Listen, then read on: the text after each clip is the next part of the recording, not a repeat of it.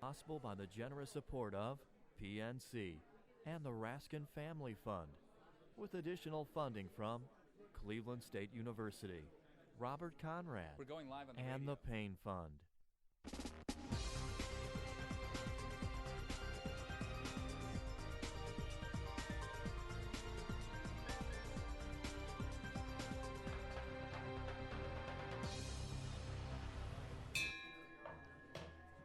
Good afternoon and welcome to the City Club of Cleveland. I'm Dan Moulthrop, Chief Executive here and also a proud member. It's my pleasure to introduce to you our speaker today, the former Defense Minister of Pakistan. He's also the former Governor of the Punjab province, Shahid Hamid.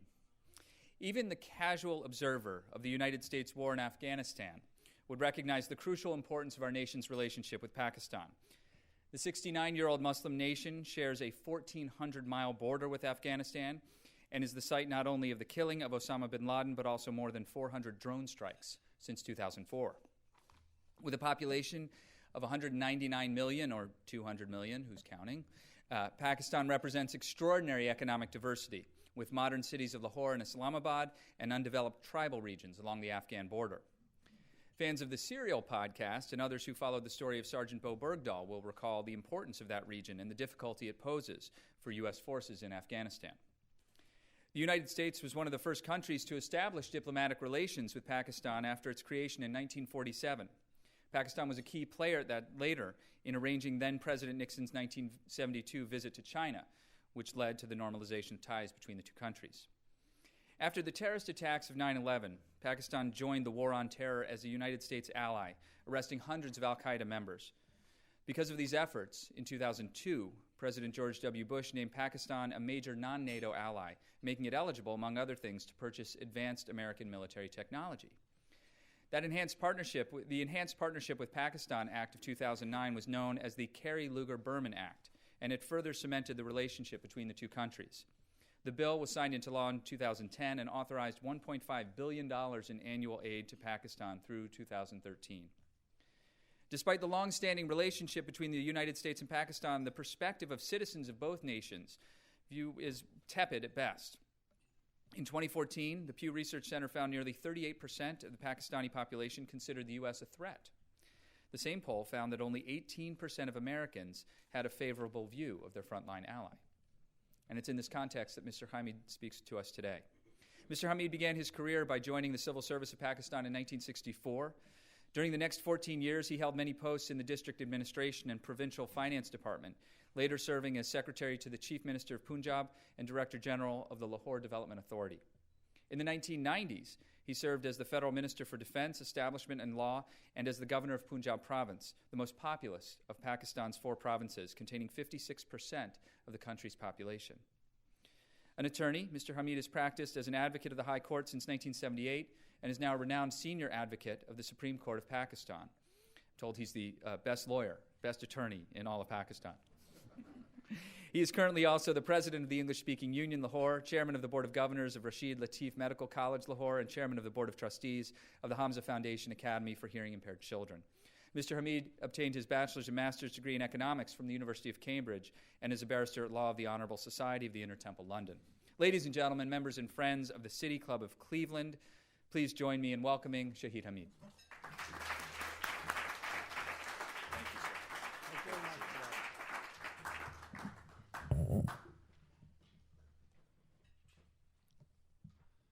Bismillahir Rahmanir Rahim. In the name of Allah, the Beneficent, the Merciful. It's both an honor and a privilege to be here, to be addressing this distinguished gathering on a matter of fundamental importance to Pakistan, our relations with the United States. A few days back, I was at a conference addressed by your Consul General in Lahore. This is what he had to say. America and Pakistan have entered into a regular, broad-ranging strategic dialogue on a number of issues, including defense, terrorism, economy, power, education, science, and technology. Currently, priority is being given to matters relating to curbing violent extremists, promotion of peace in Afghanistan, and promotion of trade. Emphasis is on more trade, less aid. The bilateral trade between the two countries has risen to $5 billion annually. America is making efforts to promote trade and investment in Pakistan through regular conferences between businessmen of the two countries. America is also undertaking the Private Investment Initiative to help small and medium businesses in Pakistan, with special emphasis on economic performance. Since October 2009, America has invested in energy projects which have added 2,300 megawatts to Pakistan's national grid. This has brought electricity to 26 million people. During Prime Minister Nawaz Sharif's visit to America in October 2015, there was agreement between Maryam Nawaz Sharif, the daughter of your Prime Minister, and Michelle Obama for joint launch of a girls' learning program to form part of Pakistan's commitment to raise expenditure on education from 2 to 4% of gross domestic product. America has dropped the do more mantra in its dealings with Pakistan and acknowledges the significant help provided by Pakistan in degrading Al-Qaeda and in reducing the level of violence in Afghanistan through Operation Zarb-e-Azab conducted by the Pakistan Army in North Waziristan against the Haqqani network, as also the continuing campaign of the Pakistan Army and security forces against Lashkar-e-Taiba and Jaish-Mohammed and the Taliban in other parts of the country. America has given $13 billion since 2002 by way of coalition support funds to compensate Pakistan for providing logistic support and military operations against Taliban and Al-Qaeda. America will be providing Pakistan precision weaponry in the form of 12 AH helicopters equipped with Hellfire missiles by 2013. America has no objection to and indeed welcomes the China-Pakistan Economic Corridor investment of $46 billion by China in Pakistan over the next 5 years. America believes that peace in Afghanistan can be achieved through the quadrilateral group comprising America, Pakistan, Afghanistan, and China. America would like Pakistan to persuade the Afghan Taliban to come to the peace table. As far as America is concerned, it wants the Afghan Taliban to accept the Afghan constitution and the steps taken to secure the rights of women and minorities. American foreign assistance to Pakistan is currently between $800 to $900 million per annum. Economic aid has focused on education, energy, and road projects. America has delinked its relations with India from its relations with Pakistan. Relations between America and Pakistan have steadily improved since 2012. I have outlined for you, as accurately as I can, what the official US view is about Pakistan. But does it tell the whole story? If it does, then why the tensions? Why the editorial in New York Times yesterday? Why the blame games? Or is there another side to the picture? We gained independence in 1947. The first 18 years of our relationship till 1965 were really good.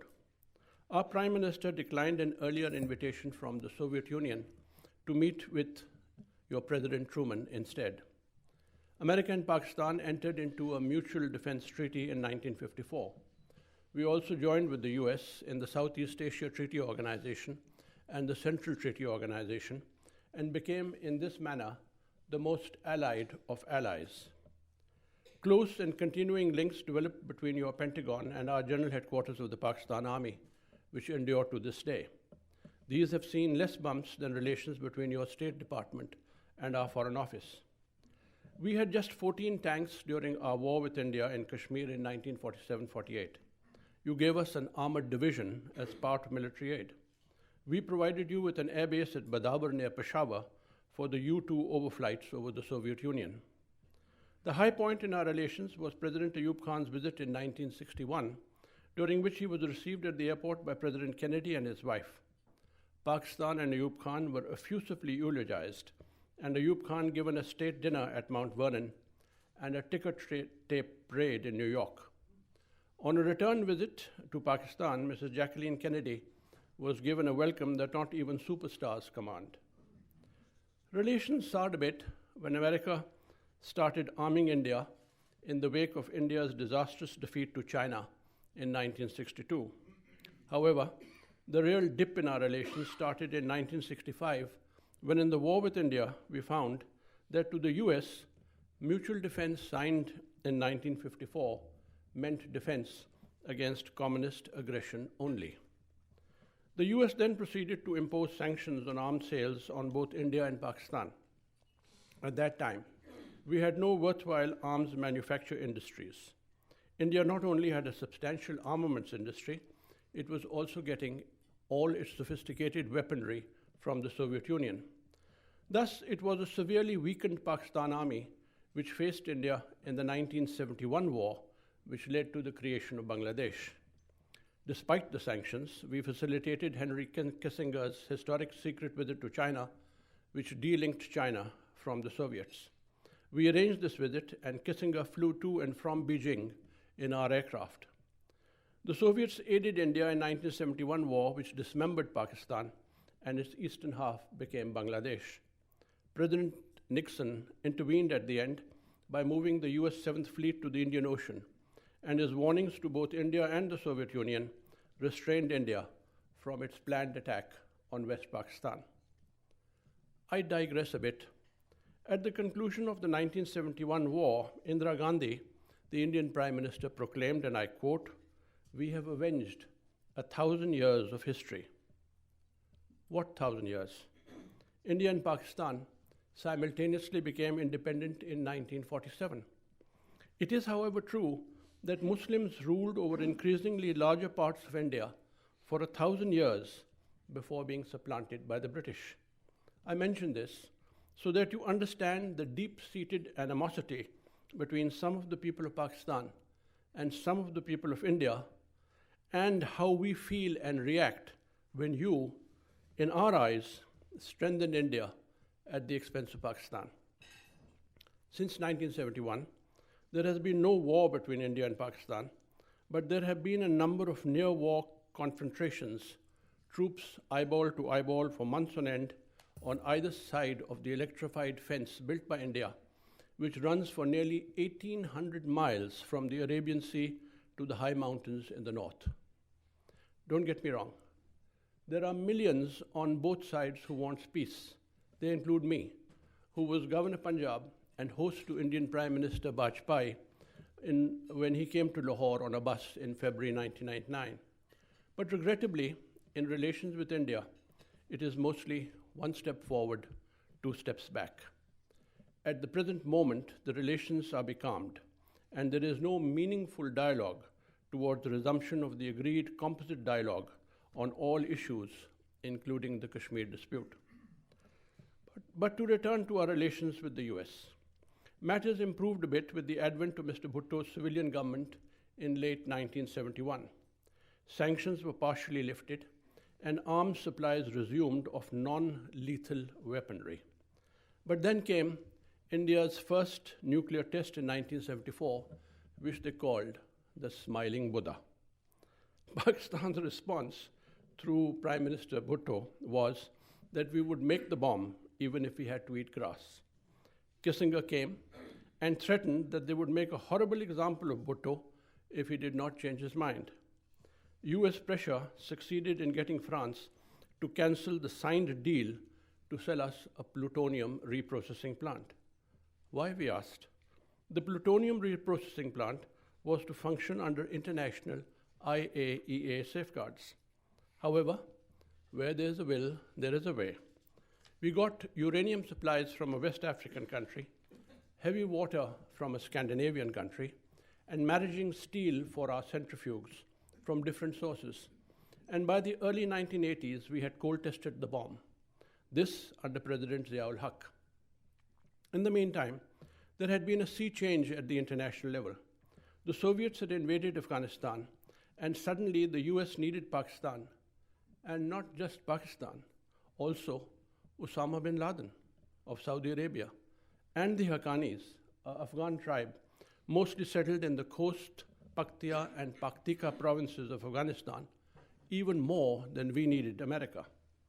The $320 million of aid offered by President Carter and rejected by President Ziaul Haq as peanuts was up to $3.2 billion by President Reagan. There was an uncounted and unaccounted flow of money and weapons, including Stinger missiles capable of bringing down Soviet helicopters from CIA and the Pentagon to our inter-services intelligence for distribution to the Afghan Mujahideen. A long, hard fight with the Soviets. The US and Pakistan and the Mujahideen prevailed. The Soviets withdrew. And what happened? Till 1989, the US had protested, but mostly turned a benign eye on the uranium enrichment that was going on at Kahuta. The need for Pakistan's assistance was over. The Senator Pressler Amendment reimposing sanctions was enforced. These sanctions mostly remained in force throughout the 1990s. During this decade, there was a particularly ugly period in our relations in which we were threatened that we would be declared a terrorist state. The Soviet defeat in Afghanistan was perhaps the very last substantial load, not just a straw on the camel's back, that led to the breakup of the Soviet Union. For our part in contributing to this defeat, we paid a heavy price. The country was awash with hundreds of thousands of unregistered weapons and continuing flow of drugs from Afghan poppy fields, which had been encouraged to finance the Afghan jihad.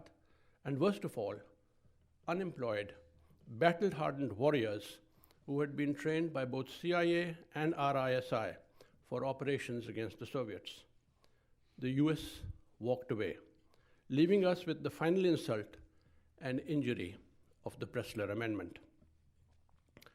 In 1998, India conducted 5 nuclear tests.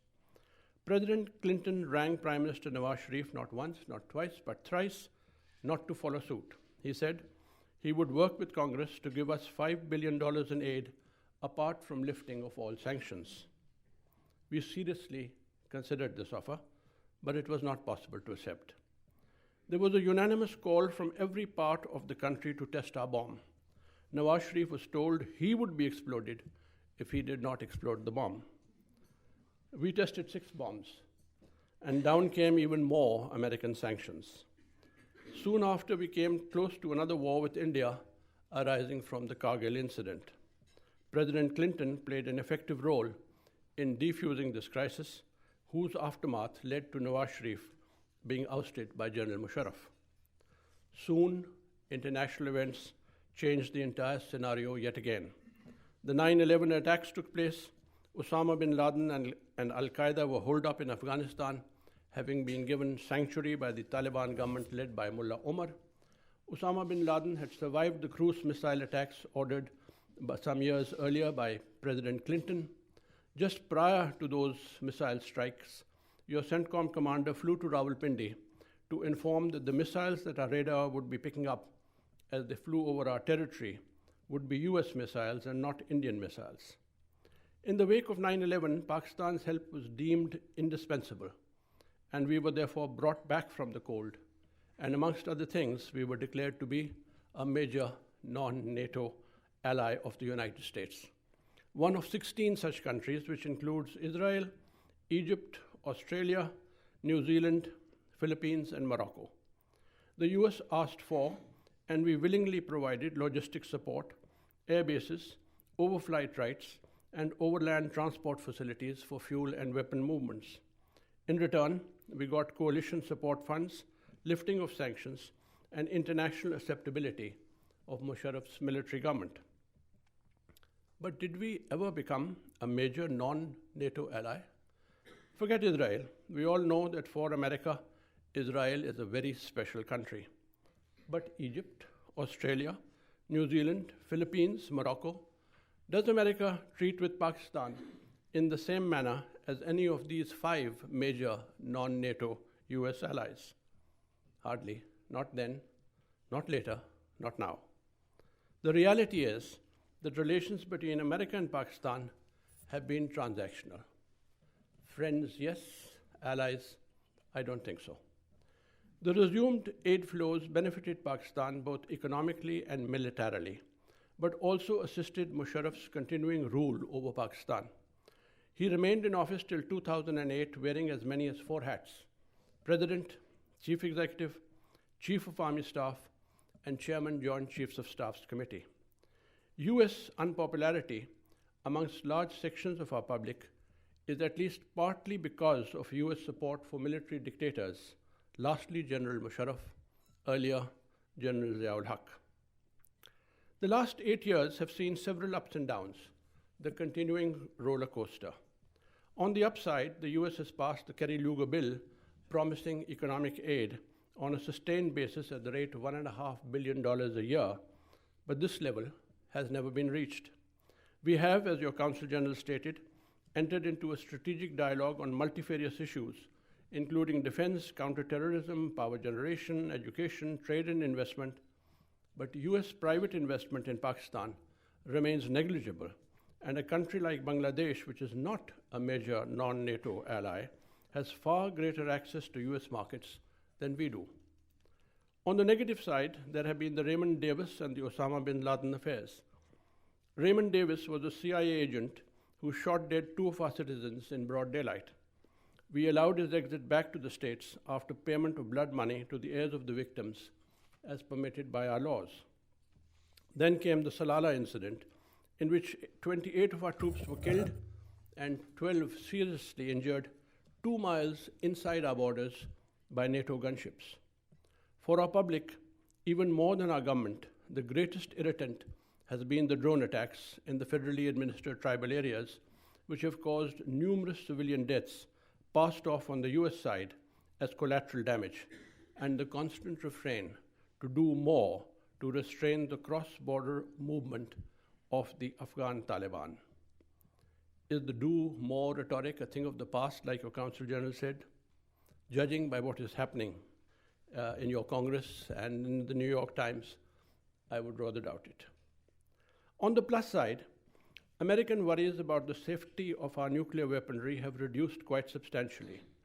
We have taken American assistance in devising foolproof systems for securing our weapons, and there is acknowledgement that our weapons are today better secured than those of neighboring India. We have a National Command Authority and a Strategic Plans Division that controls all aspects of the nuclear program and the nuclear weaponry. We have put in place export controls on nuclear materials that are as robust as those of countries forming part of the Nuclear Suppliers Group. We fully coordinate with the UN Security Council 1540 Committee to prevent the proliferation of nuclear, chemical, and biological weapons. So where do we go from here in our two-way relations? First, let me focus on cross-border movements of the Afghan Taliban. Our border with Afghanistan is 1,500 miles long. We have offered in the past to build a wall along parts of it, like the 10-feet-high wall built along 440 miles of the 600-mile border that we share with Iran, to stop illegal crossings and to interdict the drug trade. This is not acceptable to the Afghans. Why? Because the border is the Durand Line, which the Afghans says was imposed on them by the British in 1893, and a wall along this line will mean that they recognize it. This, incidentally, is one of the reasons why Afghanistan was the only country in the world to vote against our admission to the United Nations in 1948. We have 1,000 checkposts, one every 1.5 miles, to check cross-border incursions. The Afghans have 150. We have given shelter to up to 3 million Afghan refugees since the days of the Soviet invasion, nearly 1/10 of Afghanistan's population. President Karzai and his family were amongst them. We have 100,000 troops deployed in FATA and along the Afghan border. What more can we do? At the end of the day, it has to be the Afghan security forces, not even the US and the ISAF forces, who must defeat the Afghan Taliban. And if they cannot, and it is a stalemate, then the Afghan government should make peace with the Afghan Taliban. I may add that we are at war with the Pakistan Taliban, and we are not going to make peace with them. We are going to eliminate them. The feared Haqqanis. In 1985, President Reagan met with the Afghan Mujahideen leaders, including the Haqqanis, and described them as, I quote, the moral equivalent of America's founding fathers.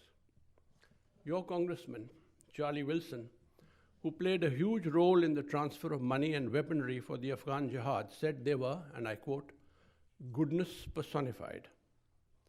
The Haqqanis are part of the Afghan Zadran tribe. After the ouster of Mullah Umar's Taliban government, their operational headquarters reportedly moved to Mira Shah in the North Waziristan area of Pakistan under the leadership of Jalaluddin Haqqani and his sons Sirajuddin and Badruddin. The militant fighters at their command were variously estimated at between 5 to 10,000, but according to our intelligence agencies, most of them were resident in areas adjoining Kabul. Mira Shah is 180 miles from Kabul and takes 5.5 hours to traverse by road. The attacks by Haqqanis may have been planned in Mira Shah, but were without possibility of any doubt carried out by militants living in or close to Kabul. These attacks are no longer being planned in Mira Shah because Operation Zarb-e-Ab of the Pakistan Army has forced the Haqqani leadership out of Mira Shah.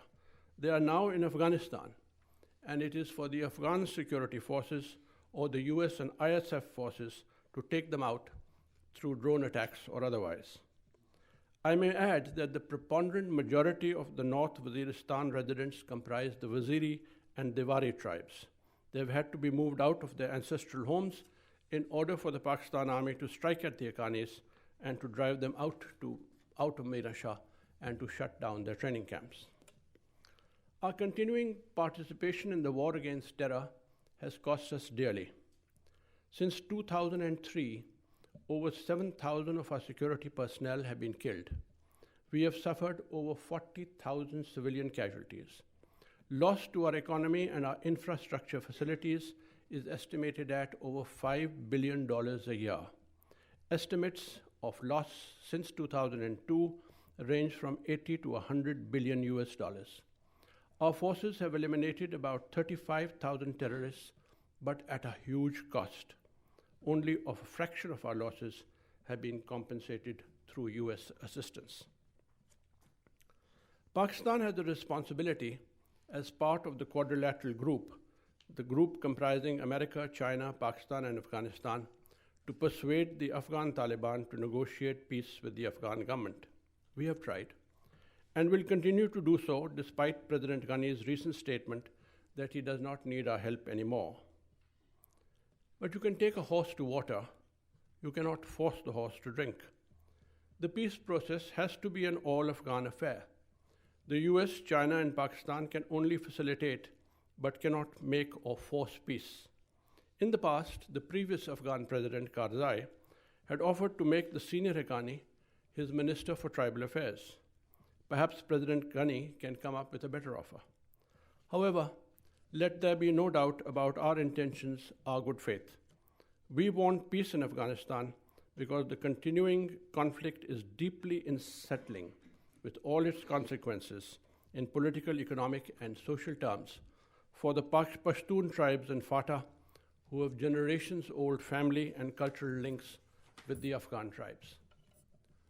About Iran, I always said to American officials when I had some role in this matter that America should settle with Iran. Why, they asked. My reply, because Iran has an elected government. You may not like whom they elect, but their government does represent the Iranian people. Pakistan is happy that a settlement has finally been reached between America and Iran and hopes that it will endure. Incidentally, while the sanctions were on, we did not breach them, despite sharing a 600-mile-long border with them, and despite the fact that we needed the gas for which they had built the pipeline right up to our borders in anticipation of lifting of sanctions. We enjoy good relations with Iran, but have no wish to see a nuclear-armed neighbor on our western border, in addition to the nuclear-armed neighbor on our eastern border.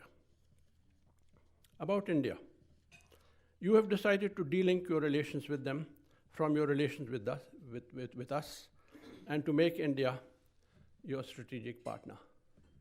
Good luck. You will need it. But please remember, one thing. Your strategic partner or not, there is no way we are ever going to accept India's overlordship in the PAK India subcontinent or in the Indian Ocean. We are ready and willing to settle all our disputes with them. The dams they are building on rivers Jhelum and Chenab, which will cause shortages of water in downstream Pakistan, Siachen Glacier, Sir Creek, cross-border terrorism, enhancement of trade and travel, and to take all other steps to normalize relations. But there has to be a resolution of the Kashmir dispute in accordance with the wishes of the Kashmiri people. These wishes will be freely expressed only when India withdraws its 600,000 strong occupying army in Indian occupied Kashmir in accordance with UN Security Council resolutions. Do we want war with India? We are not nuts. The Indian armed forces are several times the size of our own. India's defense budget is more than $51 billion. Pakistan, $7.6 billion. The strength of India's armed forces is 1,300,000. Another paramilitary, 1,300,000. Pakistan, 600,000. Paramilitary, 300,000. 2.6 million versus 900,000. Can we be a threat to India? No. Can they be a threat to us? Very much so. We would have had problems with India because of the huge inequality between our defense budgets and the numerical strength of our respective armed forces, but for the nuclear equalizer. Drones, your predators. We have the capability to shoot them down. Our air chiefs have said so publicly more than once. We have not and will not. What we have been saying to America for all these long years is that we share the objective of taking out the militants. We know that CIA has ground intelligence without which drone attacks are not possible. But ISI sources are no less, and in fact, probably much better, because after all, it is our territory. Transfer the technology to us, and we will do the job. The 12 Apache helicopters that have been promised, along with Hellfire missiles over the next 2 years, may be the start of this process. Incidentally, we have nearly 1,000 aircraft in our Air Force, including about 76 F-16s. Will the sale of another 8 F-16s, for which funding has been blocked by Congress, affect the balance of air power in South Asia, given that the Indian Air Force has over 1,900 aircraft? Our government, like yours, works at many levels. As I said earlier, there is a strong and steadfast relationship between the Pentagon and the GHQ of the Pakistan Army. Many of our officers have trained at your defense institutions. One of my sons-in-law, presently a general in the Pakistan Army, trained at the Army War College in Pennsylvania. When Musharraf took over, the first person he phoned was General Zinni, the CENTCOM commander, to explain and to fix his takeover with your government. Some years earlier, his predecessor had asked President Legari, under whom I served, why Legari did not continue with the caretaker setup in which I was defense minister. Legari's reply, because the Americans would not have supported such a move. Why did he not speak to us, asked the Chief of Army Staff. We would have cleared it for him through our own sources.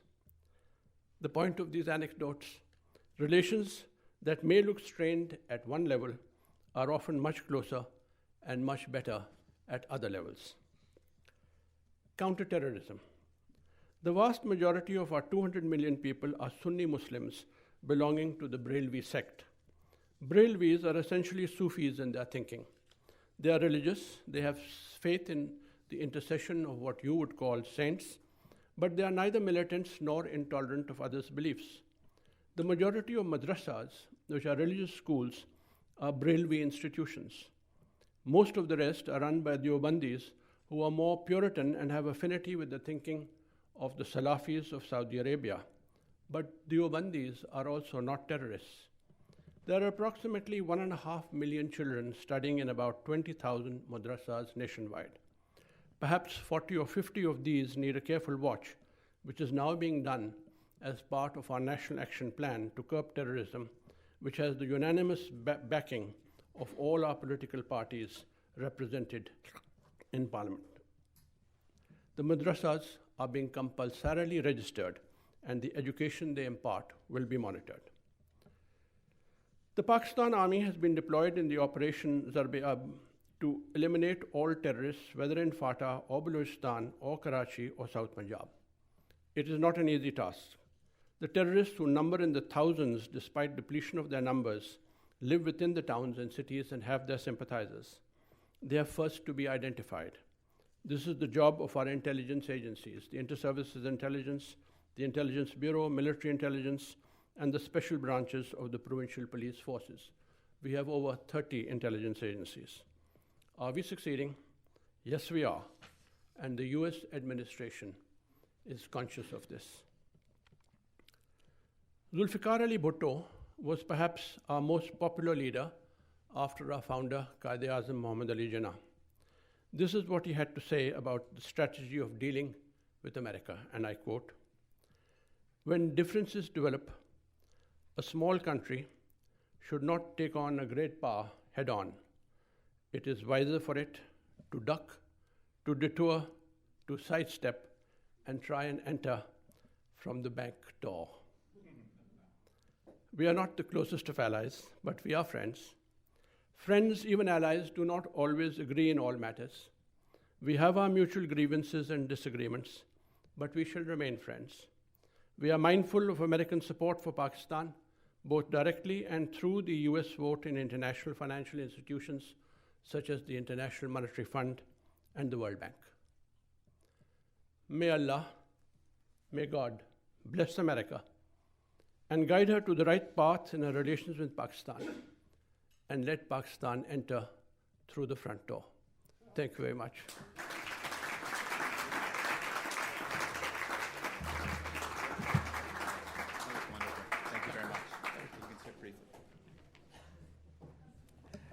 Today at the City Club of Cleveland, we're enjoying a Friday forum featuring Shahid Hamid, the former Defense Minister of Pakistan and former Governor of the Punjab province.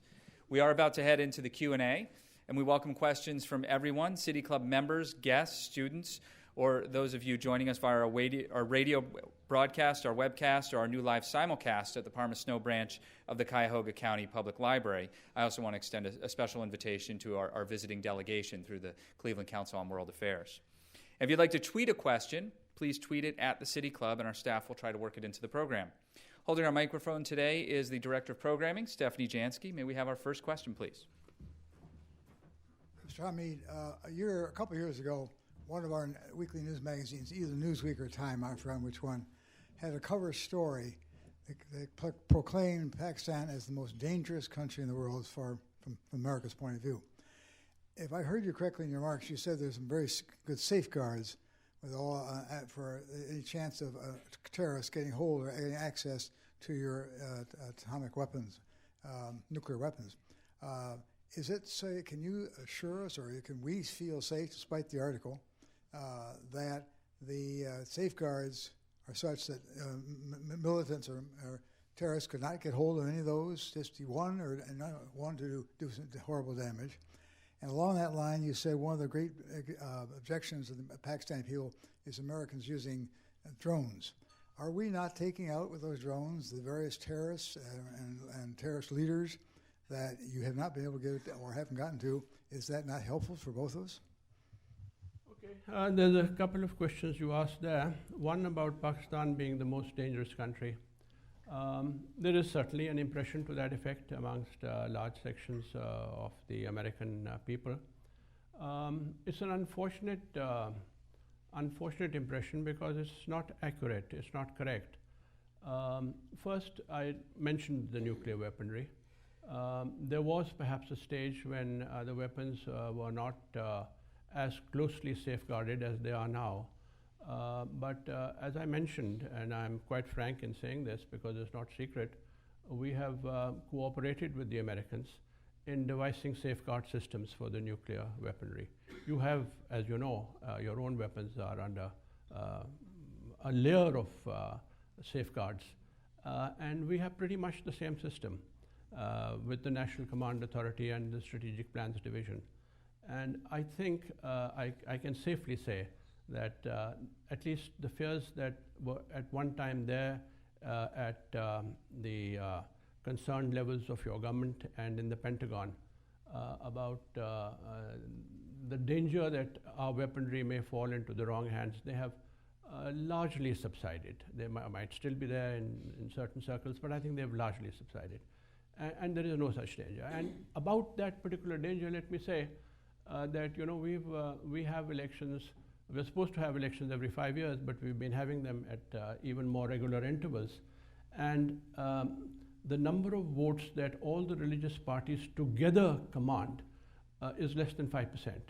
Now, the 5% of 200 million is quite a large number, yes, but 95% are democratic, peace-loving people, and there's no way that we are ever going to allow that religious fundamental majority to take over our government. And one of the, I think, the biggest safeguards going into the future that Pakistan will not be Talibanized is the fact of the increasingly large number of women joining the workforce. There are professions like the medical profession in which women are a majority, and in the education sector also, especially in private schools. So when that happens, then the chances of a radical Taliban government coming are not gone, but certainly they get reduced very substantially. I'm sorry, in answering this longish, giving you this longish answer, I forgot the precise second question. Drone strikes, yes. 4,000 was the figure mentioned. Yes, they have taken out militants. The way they are identified are through mostly joint operations between your intelligence agencies, the CIA on the ground, and our intelligence agencies. Live intelligence is fed through satellite to command centers in your war headquarters in the States, and drone strikes are ordered, in fact, from those centers onto where the militants are. We can do the same thing. We have been doing the same thing, amongst other things, through the F-16s. And we will be doing the same thing when we get these Apache helicopters with Hellfire missiles. These are the, we also want to take out the Pakistan Taliban. It's not that we have any love lost at all for the Pakistan Taliban. They have killed 40,000 of our civilians. They have killed 7,000 of our security forces. Why on earth should we be less willing to do it? When you do it, there is, of course, one thing is that you are invading, in a technical sense, you're invading sovereign territory. And then collateral damage is being caused. All right, in a way it helps us because you are causing collateral damage and taking the blame for it, much more blame for it, because it is a foreign power in our territory. If we were to do it, we would also have to take the blame for collateral damage, because you can't avoid that. Yes, I understand that. But it's better that, and I think maybe that is beginning to happen, some sort of forward movement on that it won't happen in the future. I want to thank you for your very illuminating remarks, but I would like to ask you to comment on the past and present relationship between Pakistan and North Korea, both at the government level and non-governmental level.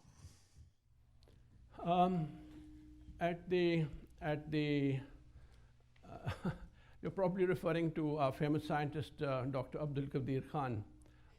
He was a bit of a loose cannon. He probably had too much freedom to go his own way. He was a larger-than-life figure in our nuclear setup. And he had established contact with the North Koreans, certainly. The contacts were with reference to missile systems. As you know, there are two ways you have missiles flying. One is through solid fuels, and the other is through liquid fuels. He established contact in the 1990s, and managed to secure from them liquid fuel technology. Did he or the Pakistan government in return give them any nuclear secrets? The Pakistan government almost certainly not. Did he do it on his own? All the investigations that we held, we did not give your people access to cross-examining him, but we did cross-examine him very thoroughly, and he was under house arrest for quite a while. To the best of our information, he did not give them any nuclear secrets. They developed that technology on their own.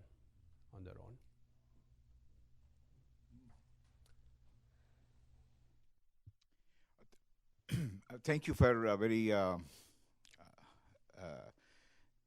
giving the historical perspective of 1,000 years and moving fast forward to 9/11.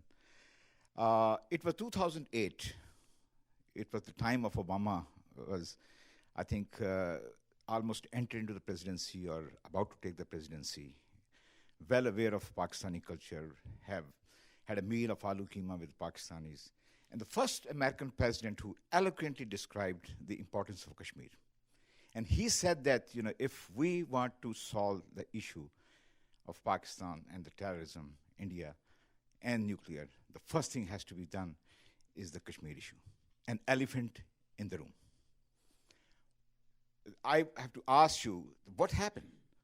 Did the American really tried to push India towards a solution? A lot of people think that this basically just the rumors, and we have to basically address that when the Pakistan military as an establishment basically is not complete yet part to solve the Kashmir issue. So that is, I think, is the Ashley Stanton, is the Da Vinci Code of solving so many problems in that issue.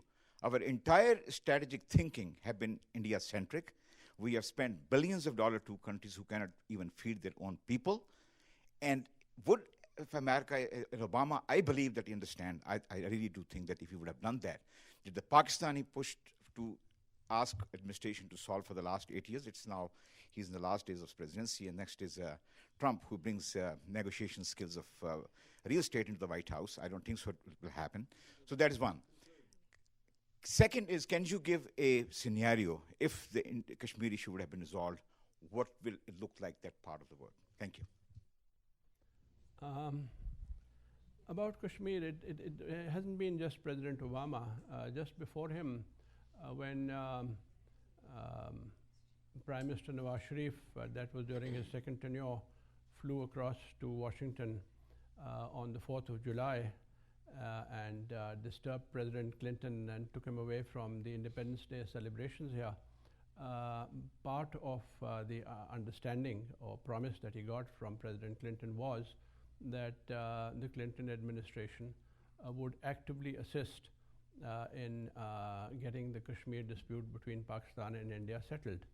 And this has been the position of previous American administrations also. So it's not just President Obama, it's the previous American administrations also. However, the states, the government of the United States has said that at best we will jog you together, but it is for you to settle it amongst yourselves. Then you run into rock hard positions. I won't say that our position is also not rock hard on this issue, but certainly India is. I mean, India starts off by making a statement before each composite dialogue that we are here to discuss the Kashmir dispute, but Kashmir is an integral part of India.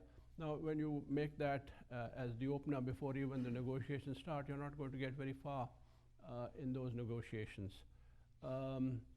At one point of time, actually at 2 points of time, we came quite close to settling matters with India. One was when Prime Minister Vajpayee came to Lahore in 1999 and signed the Lahore Declaration. And I think Vajpayee, who was representing the right-wing parties of India, was in a very good position to negotiate and settle the Kashmir dispute, and he probably genuinely wanted to. That got derailed by what happened at Kargil a few short months later. And the second time was in the track 2 diplomacy, the secret diplomacy that was taking place during Musharraf's tenure. And that has been described by his then foreign minister, Khurshid Kasuri, in that book that he's written, Neither a Hawk Nor a Dove. And the outlines of a settlement was there, but then for various reasons, Musharraf's government weakened, and very shortly afterwards, he was out of power, and those negotiations led nowhere. At the present moment, there are no signs that we will achieve any sort of settlement. Hello, sir. My name is Risham Wasim. I'm actually from Pakistan. I'm from Lahore, and I grew up post 9/11, and the thing that I heard the most out of my schools, teachers, even politicians, was that it's not our war. It was someone else's fault, and it happened, and now we have to deal with it. It's like a very normal narrative that there are good Taliban and bad Taliban. It's not our war, but the extremism is not just extremist militants, it's also an extremist mindset. And don't you think in our curriculum, in our state policy, we do kind of, encourage that, we promote that extremist mindset? And like you mentioned, the Bravelies and how they are a very peaceful sect in Islam. But these same Bravely people are the one who uphold the crazy blasphemy law, a law that I'm not even allowed to talk about in Pakistan. And these same people burned down Joseph Colony with the Christian community. So don't you think, how much responsibility as Pakistanis do we need to take? How much yes, I understand there are a lot more factors involved in what has happened, but as people of Pakistan, how much responsibility should we put on ourselves that, yes, extremism has happened because certain things that we have done wrong in our country? Well, you're right. I can't agree with you more with the thrust of your questioning. I did mention what a small percentage of people belonged even to religious parties, and not all those religious parties are fundamentalist by no means. Some of them are religious, yes, but you could say that they are as religious inclined as perhaps the evangelicals are in the United States, and others perhaps in Europe, in the French, Le Pen and her people. However, even 1% of 200 million is a very large number. So, and if you're militant and you have that inclination and you have that sort of motivation, you can cause a huge amount of disruption. I mentioned that we have taken out 35,000 terrorists. That's absolutely right, but there are very large numbers that still remain. It requires a change in the mindset of people. And the mindset of the people, it's partly a question of the educational system and partly a question of making absolutely sure and making it clear to the terrorists that there is no way you're going to be allowed to prevail. For that, I think the latter, we have developed that national will. It was important to have that National Action Plan in place, which was subscribed to by every one of the political parties represented in Parliament. And as a result, we passed, frankly, pretty draconian laws. As a advocate, a senior advocate of the Supreme Court, I can't really support such laws. But they're probably as necessary as the, the Patriot Acts are in the United States. You have had to forego certain fundamental rights, certain civic liberties, in order to take on this threat and have military courts. We have military courts now functioning within Pakistan. They have military courts functioning in Guantanamo. They haven't brought them onto the continental United States. It's not an easy battle. It's going to take time, but it's people like you who are going to have to continue the fight in the years to come. Hello. During the Bangladesh Liberation War, the American consul in Dhaka sent a telegraph to Kissinger essentially saying, let's not turn a blind eye to what's happening in East Pakistan. And Kissinger opted instead to side with Pakistan in hopes of seeing an opening to China. And so what was dubbed as the blood telegram then, does that still bear implications on the US-Pakistan relationship? And if so, what are they? Are you asking me about the relationship with China? Well, the U.S.'s choice to side with Pakistan in that war in 1971, does that still bear implication on the relationship between the U.S. and Pakistan to this day? In the 1971 war, we were a deeply divided country. There's no two ways about it. There was always a bit of an inequality between West and East Pakistan. One, we were separated by 1,000 miles of India in between. Secondly, a different ethnic and linguistic problems also. They having Bengali as the national language, we having Urdu as the national language. Then West Pakistan being territory-wise much larger, and at that time a much richer part of Pakistan than East Pakistan, and they feeling exploited that we take away their resources and don't give enough in return. So there was perhaps an inevitability of the division, but that division could have taken place peacefully. It did not because of Indian military intervention supported by the Soviet Union. We expected at the time much more US support than we actually got. China did help out to an extent in military terms, in as much as it moved some of its forces onto the Indian border, which kept their forces facing China locked in. I mean, they didn't also move against Pakistan. And at the end of the day, President Nixon in particular, we are grateful for his support because, as I said, he moved the 7th Fleet from the Pacific into the Indian Ocean. And he gave more or less public warnings, both to the Soviets and to India, to lay off West Pakistan. And that didn't help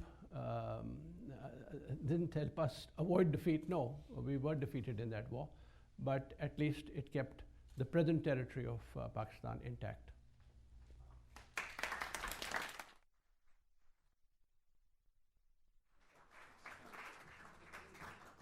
Today at the City Club of Cleveland, we've been enjoying a Friday forum featuring Shahid Hamid, former Defense Minister of Pakistan and former Governor of the Punjab province. Today's forum is the Ibn Sina Society Forum at the City Club of Cleveland, made possible by the generosity of Ibn Sina Society members, led by Dr. Zia Khan. We thank you very much, sir, for your support.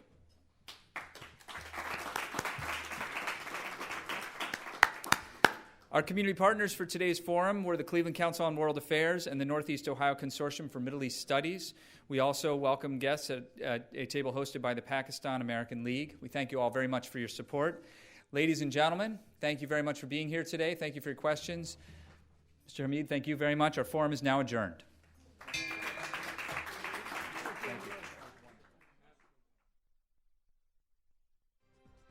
For information on upcoming speakers or for podcasts of the City Club, go to cityclub.org.